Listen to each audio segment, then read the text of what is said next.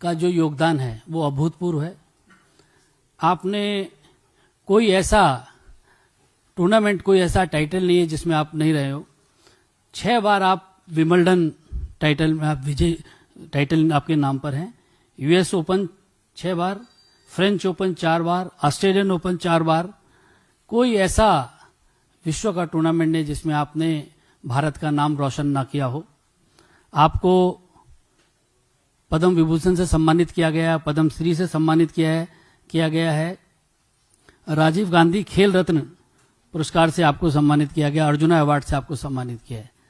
आपका खेलों में बहुत बड़ा योगदान, और देश का प्रत्येक बच्चा लिएंडर पेस जी के नाम से वाकिफ है और चित परिचित है। एक और परिचय मैं जरूर आपका कराना चाहता हूं कि बांग्ला के बहुत ही प्रसिद्ध कवि माइकल मधुसूदन दत्त जी, उनके आप वंशज भी हैं और आज भारतीय जनता पार्टी परिवार में हमारे साथ शामिल हो रहे हैं। और इस अवसर पर भारतीय जनता पार्टी के हमारे बहुत ही वरिष्ठ नेता, भारत सरकार में मंत्री किरण रिजिजू जी हमारे मध्य हैं। भारतीय जनता पार्टी के राष्ट्रीय महासचिव आदरणीय अरुण सिंह जी हम लोगों के मध्य हैं। भारत सरकार में मंत्री सुकांत मजुमदार जी हम लोगों के मध्य है। सर्वप्रथम मैं आदरणीय किरण रिजिजू जी से आग्रह करता हूं कि भारतीय जनता पार्टी की पर्ची और साथ में बुके देकर भारतीय जनता पार्टी परिवार में विधिवत उनका शामिल करें।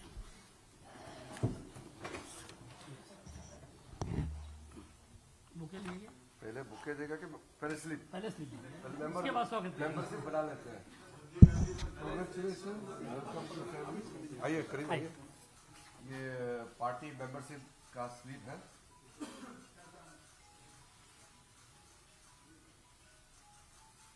Welcome to the family of the largest political party in the world. और बुके दीजिए।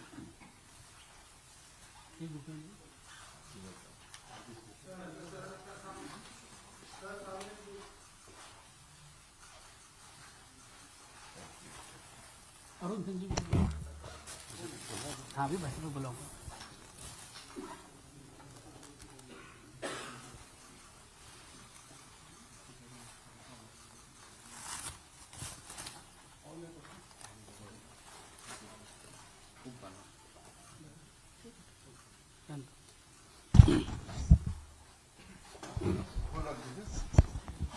मेरा आदरणीय सुकांत मजुमदार जी से आग्रह है कि वो इस अवसर पर बांग्ला में बोलिए। है ना, बांग्ला वाला बोल। সবাইকে নমস্কার। আমার পক্ষ থেকে আজকে মাননীয় শ্রী লিয়েন্ডার পেজ, যিনি বাংলারই ছেলে, তাকে আমি ভারতীয় জনতা পার্টিতে স্বাগত জানাই। এবং ভারতীয় জনতা পার্টির জন্য এটা একটা বিরাট বড় মুহূর্ত বলে আমার মনে হয়। কারণ বাংলা সংস্কৃতির সাথে লিয়েন্ডার পেজ এই নাম অত্যন্ত গভীরভাবে জড়িত। আমাদের মাননীয় অনিল বালুনিজি উল্লেখ করেছেন যে বাংলা সাহিত্যের সনেট কবিতা যিনি বাংলাতে ইন্ট্রোডিউস করেছিলেন কবি মাইকেল মধুসূদন দত্ত, তার সাথেও তার পরিবারের সাথে লিয়েন্ডার পেজ, আমরা সবাই জানি তার মায়ের যে পরিবার, তার মা মাইকেল মধুসূদন দত্তের ডিসেন্ডেন্ট। তো আজকে বাংলার এরকম একটি প্রতিভা যিনি লন টেনিসে এই ধরনের তার কৃতিত্ব রেখেছেন, বাংলার বহু যুবক যুবতীকে এবং দেশের যুবক যুবতীদেরকে ইন্সপায়ার করেছেন এই খেলাতে আসার জন্য। এবং আমরা যখন বড় হয়েছি, আমরা লিয়েন্ডার পেজের ছবি, খেলার ভিডিও, তার ম্যাচ, বিভিন্ন পত্রপত্রিকায় তার ছবি দেখে বাঙালি বড় হয়েছে, বাঙালি যুব সমাজের একটা বড় অংশ বড় হয়েছে। আজকে বাংলার বিজেপির জন্য অত্যন্ত গুরুত্বপূর্ণ একটি দিন বলে আমার মনে হয়। এবং এর ফলে ভারতীয় জনতা পার্টি পশ্চিমবঙ্গ শাখার শক্তি অনেকটা বাড়ল এবং সর্বভারতীয় বিজেপি শক্তি তো অবশ্যই বাড়ল।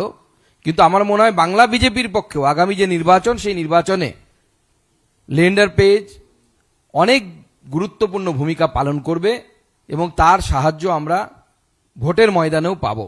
আমি আরো একবার ওনাকে স্বাগত জানাচ্ছি এবং ওনার যে এই জয়েনিং ভারতীয় জনতা পার্টিতে যে যোগদান, এই যোগদান কিন্তু নিদর্শন হচ্ছে বা একটা বাংলায় যাকে আমরা বলি যে হাওয়া নির্বাচনের আগে, সেই হাওয়া বলছে যে এই হাওয়াটা গেরুয়া হচ্ছে আস্তে আস্তে, হাওয়াটা বিজেপির পালে লাগছে, বিজেপির দিকে লাগছে। তো বাংলায় আগামী দিনে পরিবর্তন হবে এবং সেই পরিবর্তনে, সেই প্রকৃত পরিবর্তনে মাননীয় লিয়েন্ডার পেজ গুরুত্বপূর্ণ ভূমিকা পালন করবেন। धन्यवाद सुकांत जी। मेरा आदरणीय किरण रिजिजू जी से आग्रह है कि वह भी इस अवसर पर 2 शब्द बोले। नमस्कार जी। लेजेंडरी लिएंडर पेस के बारे में अलग से परिचय का तो आवश्यकता नहीं है। देश में, पूरे भारतवर्ष में लिएंडर पेस के बारे में मुझे लगता नहीं कि अलग से बोलने का आवश्यकता है। फिर भी आज भारतीय जनता पार्टी के परिवार में लिएंडर पेस का एंट्री एक ऐतिहासिक है।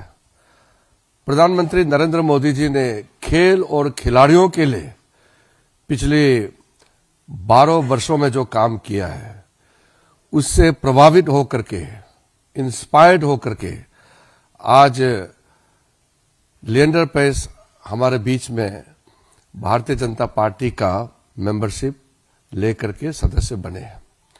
संक्षिप्त में मैं कहना चाहता हूं, जब मैं यूनिवर्सिटी में पढ़ रहे थे, मेरा लास्ट ईयर था यूनिवर्सिटी में, और हम ओलंपिक्स को लेकर के बहुत दुखी थे, क्योंकि आपको मालूम है 1952 हेलसिंकी ओलंपिक्स में हमारा एक bronze medal Khashaba Jadhav Helsinki Olympics में लास्ट ओलंपिक्स मेडल जीतने के बाद फिर भारत को कभी भी इंडिविजुअल मेडल नहीं मिला था। मॉस्को ओलंपिक्स में एक आखिरी गोल्ड मेडल हॉकी में मिला था।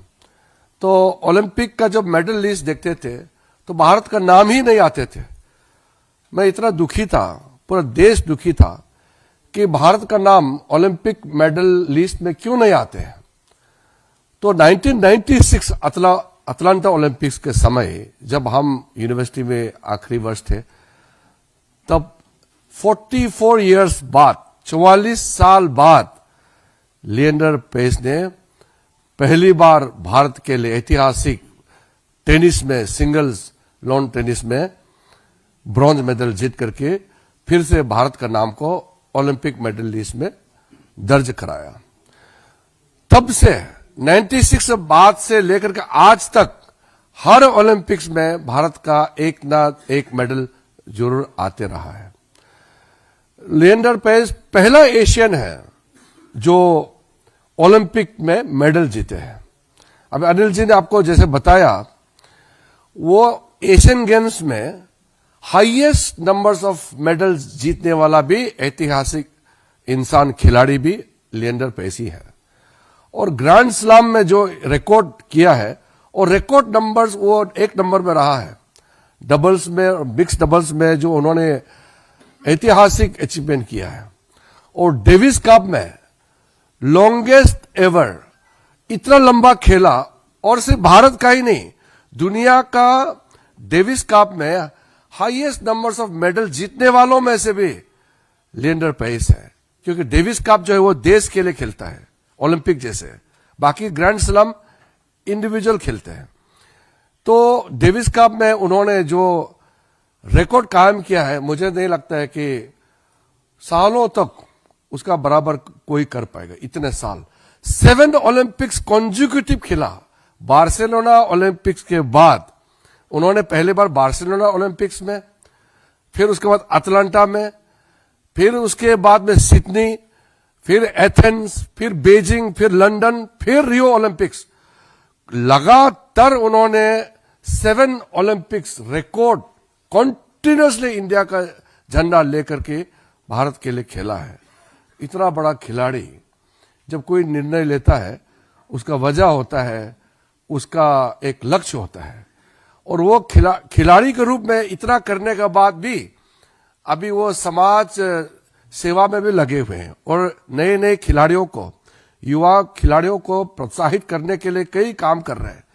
2020 में उन्होंने सन्यासी लेकर के और अपने जीवन में उन्होंने एक्टिव प्लेयर से बाकी को इंस्पायर करने के लिए उन्होंने अपना रोल बदला है इतने साल खेलने के बाद।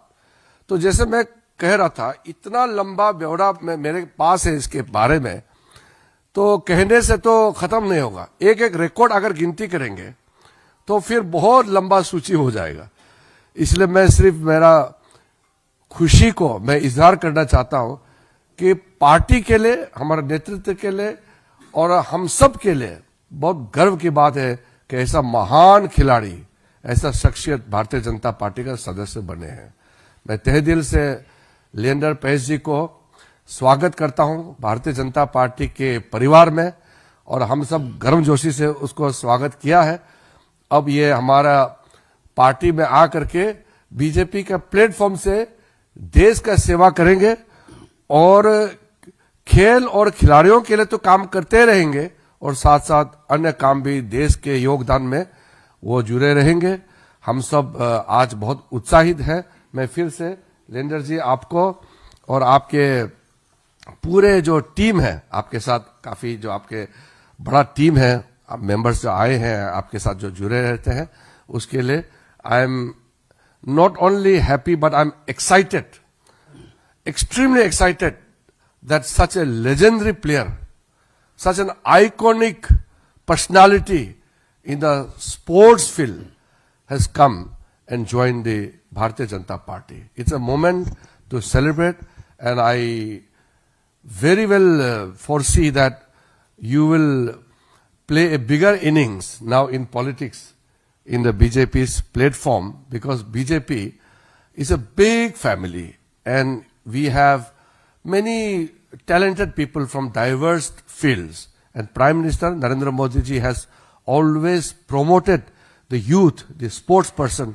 in every possible manner, and there is a new sports culture in India after Prime Minister launched the Khelo India movement in India, and your joining into the family of BJP will ensure that this Khelo India movement will get the momentum and also will get the service of your experience, your knowledge and your commitment.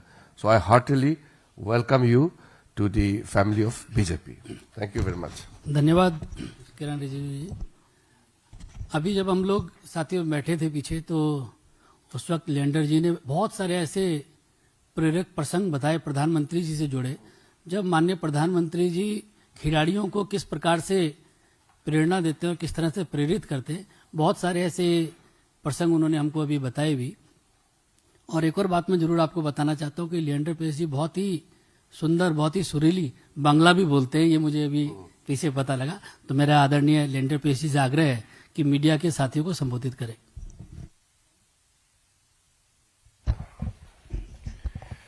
नमस्ते सब। पहला मैं हिंदी में बोलना चाहता हूँ, तब बंगाली, तब कोंकणी, तब इंग्लिश, जो भी आपका मर्जी। आज हमारे जिंदगी का बड़ा दिन है, क्योंकि पहली बात जो है कि मैं हमारा प्रधानमंत्री नरेंद्र मोदी जी को धन्यवाद कहना चाहता हूँ, अमित शाह जी को धन्यवाद कहना चाहता हूँ और नितिन नवीन जी को धन्यवाद कहना चाहता हूँ। बीजेपी फैमिली को जिस तरह से मेरे को नर्चर कर रहे, जिस तरह से मेरे को मौका दिए, दादा हमारे पास बैठे हैं, हमारा एक जिंदगी का हीरो जो है, जो मैं लुकअप करता हूं, हमारे पास बैठे हैं, किरण रिजिजू जी।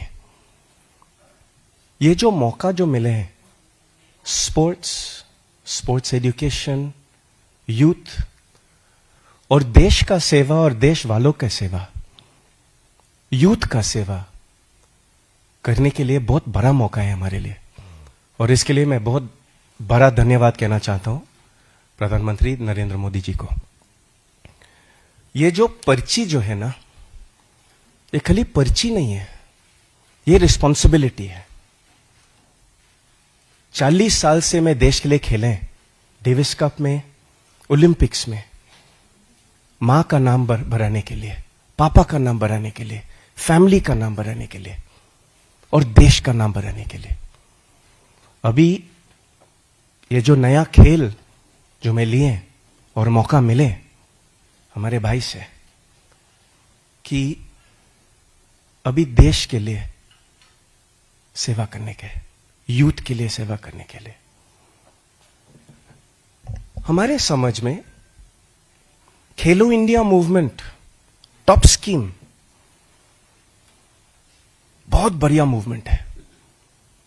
किरण रिजिजू जो हमारे समझ में सबसे बेस्ट स्पोर्ट्स मिनिस्टर बने थे, टोक्यो ओलंपिक्स के तैयारियां किरण रिजिजू ने, उस नरेंद्र मोदी जी ने किरण रिजिजू को रिस्पॉन्सिबिलिटी दी है।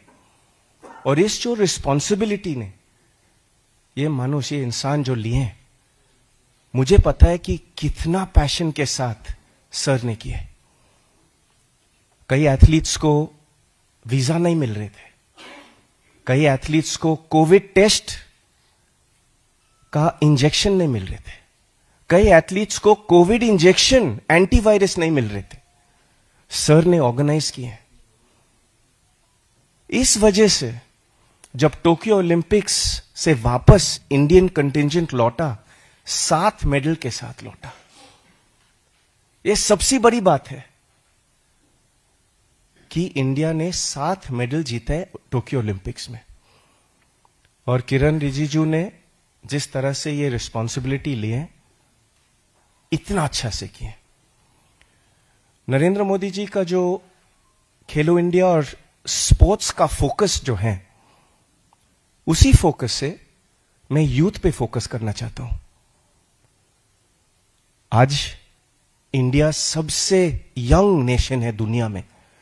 745 मिलियन बच्चे हैं हमारे देश में under the age of 26। 745 million बच्चे हैं हमारे देश में।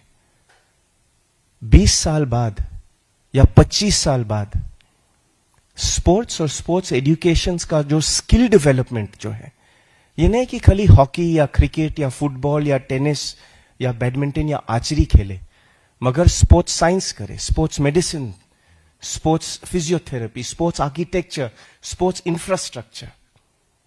अभी जो गुजरात में जो कॉमनवेल्थ गेम्स आ रहे 2036 में, जो हम मेहनत कर रहे कि ओलंपिक्स लाने के लिए, हमारा जो फोकस है कि नेक्स्ट 20-25 इयर्स में ये यूथ का जो स्पोर्ट्स एजुकेशन, उस पे फोकस करें कि बच्चे को स्किल डेवलपमेंट में सिखा के उसको जॉब्स मिले, उसको एम्पावर करे।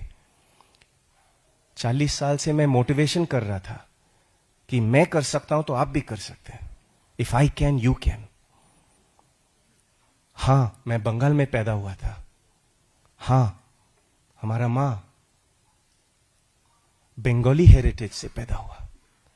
मगर जब मैं बंगाल में खेल रहे थे ना 1986 पे, 12 मई 1986, मैं टेनिस रैकेट उठा के खेल रहे थे, तब वहां पे इतना मौका था ही नहीं, इतना इंफ्रास्ट्रक्चर नहीं था, इतना clay courts, hard courts, lights. आज भी पूरा देश में एक इंडोर टेनिस कोर्ट नहीं है। और हम ट्रॉपिकल देश में रहते हैं जहां पे बारिश के मौसम 3 महीने या 4 महीने होते हैं, जहां पे गर्मी का मौसम 3 महीना होते हैं, तो 6 महीना या 7 महीना वहीं पे निकल जाते हैं। और एक इंडोर टेनिस कोर्ट नहीं है। और जब मैं बंगाल में टेनिस सीख रहे थे, तब से आज तक इंफ्रास्ट्रक्चर और अच्छा हुए, मगर बंगाल कैन डू बेटर।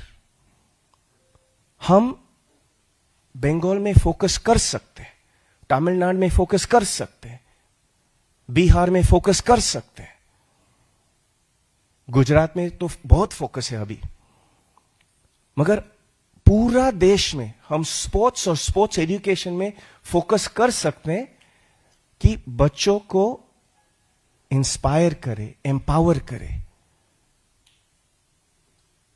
हमारे जो वुमेन एम्पावरमेंट जो होते हैं खेल में, जो हमारे खेल जो होते हैं टेनिस, वो पहले खेल जो है कि इक्वल प्राइज मनी मिलते हैं। सेरेना विलियम्स को एक ही प्राइज मनी मिलते हैं जो रॉजर फेडरर को मिलते थे। आजकल साबालेंका को एक ही प्राइज मनी मिलते हैं जो अल्कराज को मिलते हैं। उससे भी अमेरिका जो कॉलेजिएट सिस्टम जो होते हैं, NCAA national collegiate athletic association, वहां पे लड़की को इक्वल अपॉर्चुनिटी स्कॉलरशिप्स मिलते हैं जो लड़का को मिलते हैं। मेरा जो इच्छा है कि वो इंडिया को लाने के लिए वो प्रोग्राम जो कॉलेजिएट प्रोग्राम है, जो स्कूल्स का प्रोग्राम है, जो हमारे भाई कितनी मेहनत की है खेलो इंडिया के साथ, नरेंद्र मोदी जी ने कितना मेहनत की है। अभी जो आगे का रास्ता जो है, प्रधानमंत्री का ब्लेसिंग्स लेके, टीम का ब्लेसिंग्स लेके, हर बच्चे को मौका मिले कि जब 2036 ओलंपिक्स इंडिया पे आएंगे तब हम 7, 10, 15, 20, 25 मेडल से ऊपर हम भी जीत सकते हैं। यह हमारा इच्छा है, क्योंकि होस्ट नेशन के वजह से हर इवेंट्स पे हम लोग को एंट्री मिलता ही है, मगर हम लोग क्या शोकेस करने वाले हैं आज, वो मेरा फिक्र है। तो मुझे पता है कि आप काफी सवाल पूछना चाहते हैं, आपका सवाल सुनना चाहता हूं, और जितने अच्छे तरह से मैं जवाब दे सकता हूं मैं देंगे। मगर इस जो नया रिस्पॉन्सिबिलिटी जो है, मैं यहां पे सीखना चाहता हूं। बड़ी बात है कि मैं दुनिया का सबसे बड़े पॉलिटिकल पार्टी आज ज्वाइन की है, मगर क्यों? हां, बंगाल में, हां गोवा में, जहां मम्मी डैडी वहां से आए थे, हमारा लेगेसी वहां से है। मगर यह मत भूलना कि मैं वही गली में गली क्रिकेट, गली फुटबॉल खेले जो हर लड़की और हर लड़का चल के स्कूल जाते थे, स्कूल से वापस आते थे। मैं देश का लड़का हूं, शायद तमिलनाडु में हो या पंजाब में हो या कन्याकुमारी में हो या गुजरात में हो या नॉर्थ ईस्ट में हो, इंडिया का कोना से कोना लेके मैं हर बच्चे का एम्पावरमेंट करना चाहता हूं। और मैं इन सब मशहूर पॉलिटिशियन से सीखना चाहता हूं। ये हमारा बहुत बड़ा मेंटोर है, किरण रिजिजू ने मेरे को बहुत इंस्पायर की है यहां पहुंचने के लिए। कभी कभी मैं फिक्र करता हूं कि इसका सर का नॉलेज स्पोर्ट्स में इतना ज्यादा है कि खुद का स्टैटिस्टिक्स पता चलना है क्योंकि कभी कभी जब बैठते हैं और सर से बात करते हैं, मैं देख सकता हूं कि स्पोर्ट्स का पैशन इसके अंदर कितना है, देश के लिए कितना पैशन है। और सर, आज हमारे लिए बहुत बड़ा दिन है कि आपने मेरे को ये रिस्पॉन्सिबिलिटी दी है। इसके लिए बहुत बहुत धन्यवाद। मैं आपसे सीखना चाहता हूं, आपका स्टूडेंट बनना चाहता हूं, और आप सबका स्टूडेंट बनना चाहता हूं कि आगे जो रास्ते हैं आप सबके साथ सीख के यूथ, इंडिया का यूथ को ताकत देना चाहता हूं कि हम स्पोर्ट्स से इंडिया जो आज जो इंडिया है 5 साल बाद, 10 साल बाद, 15 साल बाद हम लोग सुपर पावर बने। क्यों? क्योंकि यूथ को हम एम्पावर करते हैं। हम इस वजह से मोदी जी को थैंक यू, मोदी जी को उसका जो लीडरशिप जो है, जिस तरह से वो हम सबको लीड करते हैं, इंडियन इकोनॉमी देखो या इंडियन इंफ्रास्ट्रक्चर देखो, जिस तरह से हाईवेज बनाए, हर शहर को कनेक्ट किए, जिस तरह से एयरपोर्ट्स बनाए, काफी तो फ्लाइट लेते हैं हम, मगर आजकल के एयरपोर्ट कितना बढ़िया बनाए। मोदी जी ने देश के लिए इतना अच्छा इकोनॉमी बनाए कि आजकल जो जियोपॉलिटिकल सिचुएशन है दुनिया में, जहां रशिया और यूक्रेन का वॉर चल रहा है, जहां गाजा और इजराइल और ईरान का वॉर चल रहा है, अमेरिका से वॉर चला रहे, इंडिया में बहुत बड़ा मौका है कि हम एक सुपर पावर बने। मोदी जी का लीडरशिप से, मोदी जी का विजन से और प्रधानमंत्री का जो पैशन है स्पोर्ट्स में, इसके साथ आगे बढ़ना चाहता हूं। तो इस वजह के लिए धन्यवाद।